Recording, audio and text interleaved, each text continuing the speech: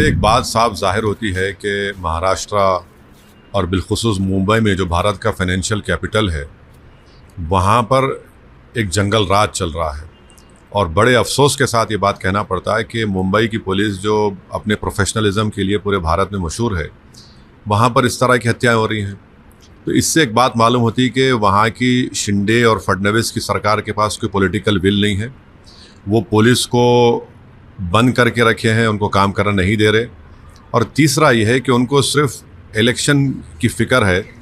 महाराष्ट्र और मुंबई में जो आम जनता है, उनकी सेफ्टी का उनको ना कोई पासो लिहाज है, ना उसका कोई प्रोग्राम है उनके पास।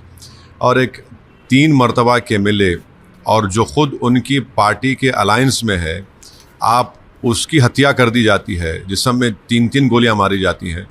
तो ये बड़ा ही दर्दनाक, अफसोसनाक और शिंदे और बीजेपी सरकार की सरासर नाकामी है ये।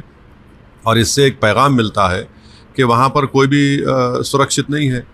आप ये दूसरी हत्या हो गई है उनके अलायंस के पार्टनर की, जब आप अपने ही गुट के लोगों को नहीं बचा पा रहे हैं। और मालूम ही हो रहा है कि मरहूम एक्स एमएलए साहब ने, बाबा सिद्दीकी साहब ने लिख कर भी दिया था कि उनको थ्रेट है, तो उसके बावजूद भी उनको कोई सिक्योरिटी नहीं प्रोवाइड करे।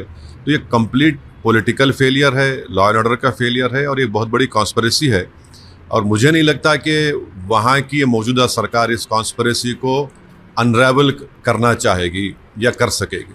सर, चुनाव होने हैं सूबे में, क्या उसके ताल्लुक से आपको कुछ दिख रहा है कि नहीं? इसको एक आदमी की तो जान चले गई, एक उनकी दोनों औलादें, उनका बाप, उनका बेटा और उनकी बेटी अपने वालिद से महरूम हो चुके हैं, वो यतीम हो गए हैं।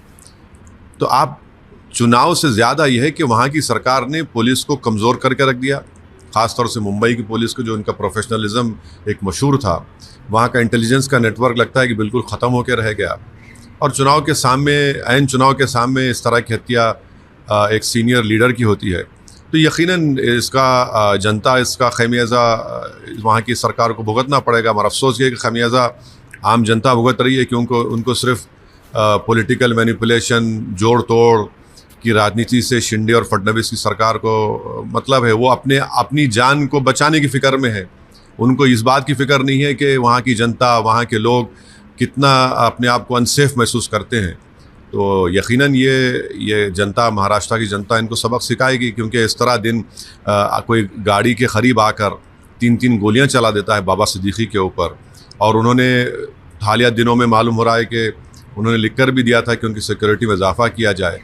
तो ये मुंबई के लिए, जो भारत का एक फाइनेंशियल कैपिटल है, ये मैसेजिंग जो हो रही है, बहुत गलत मैसेजिंग जा रहा है।